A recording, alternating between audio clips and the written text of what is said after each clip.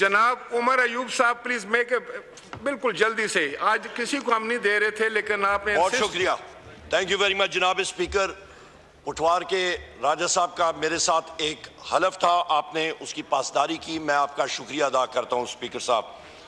मैं अपने हल्का NA-18 की आवाम का शुक्रिया अदा करता हूं और मैं अपने कायद इमरान खान साहब का शुक्रिया अदा करता हूं और हमारे जो यहाँ पे पाकिस्तान तहरीक इंसाफ के अरकान आए हैं उनकी तरफ से यहाँ पे हम लोग एक प्रोटेस्ट रजिस्टर करना चाहते हैं। जनाब स्पीकर, हम सब ने जो हलफ उठाया है उस हलफ में ये वाज़े तौर पे है कि हम लोग रूल्स और कानून की पासदारी करेंगे।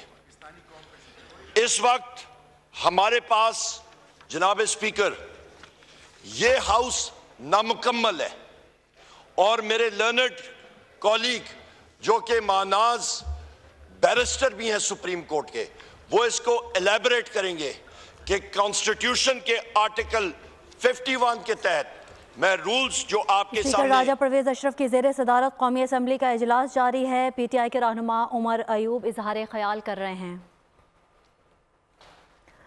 दुनिया की 5वीं बड़ी जमहूरियत का एक और संगे मील 16वीं कौमी असम्बली का इजलास जारी है और इस वक्त PTI के रहनुमा उमर अयूब इजहार ख्याल। साहिबा ये इस वक्त जेल में है, इनका नाम विमेंस रिजर्व लिस्ट में है और वो अभी तक हमारी बकिया खवातीन भी उस लिस्ट में नहीं आई जिन्होंने इस हाउस का आज हलफ उठाना था।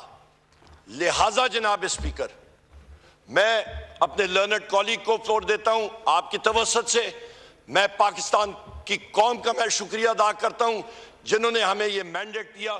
जनाब स्पीकर, स्पीकर राजा परवेज अशरफ की ज़ेर सदारत 16वीं कौमी असम्बली का इजलास जारी है और PTI के रहनुमा उमर अयूब इजहार ख्याल कर रहे हैं। सब्सक्राइब करें और बेल दबाएं ताकि कोई खबर रह न जाए।